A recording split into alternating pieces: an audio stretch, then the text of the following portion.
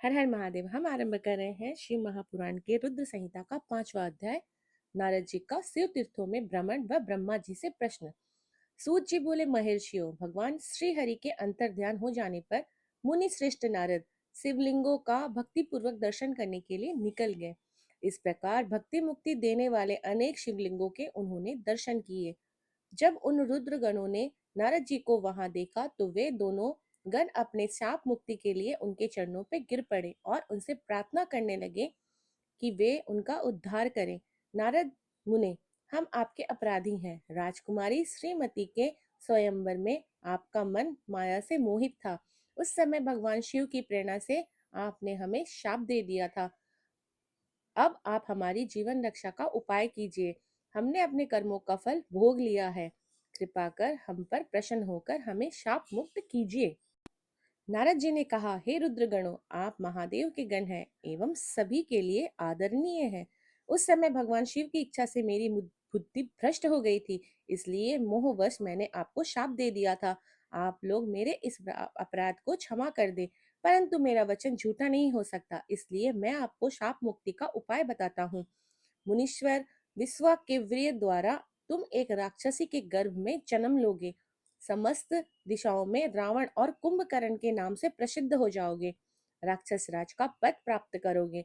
तुम बलवान व वैभव से युक्त हो जाओगे।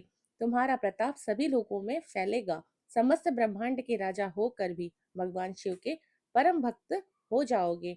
भगवान शिव के ही दूसरे स्वरूप श्री विष्णु के अवतार के हाथों से मृत्यु पाकर तुम्हारा उद्धार होगा तथा फिर अपने पद पर प्रतिष्ठित हो जाओगे।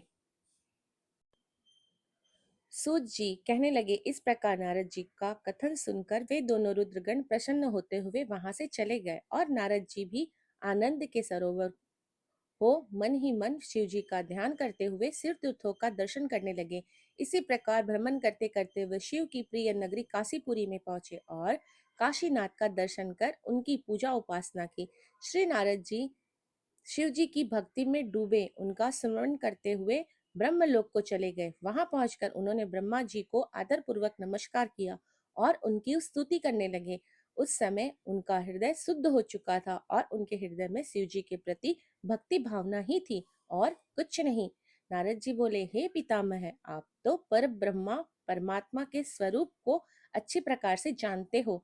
आपकी कृपा से मैंने भगवान विष्णु के महात्म का ज्ञान प्राप्त किया है एवं भक्ति मार्ग, ज्ञान मार्ग, तपो मार्ग, दान मार्ग तथा तीर्थ मार्ग के बारे में जाना है, परंतु मैं शिव तत्व के ज्ञान को अभी तक नहीं जान पाया हूँ।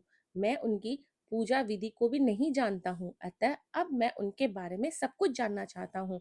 मैं भगवान शिव के विभिन्न चरित्रों, उनके स्वरूप तथा वे सृष्टि के आरंभ में, मध्य में किस रूप में थे, उनकी लय कैसी होती है और प्रलय काल में भगवान शिव कहाँ निवास करते हैं, उनका विवाह तथा उनके पुत्र कार्तिकेय के जन्म आदि की कथाएं मैं आपके श्रीमुख से सुनना चाहता हूँ।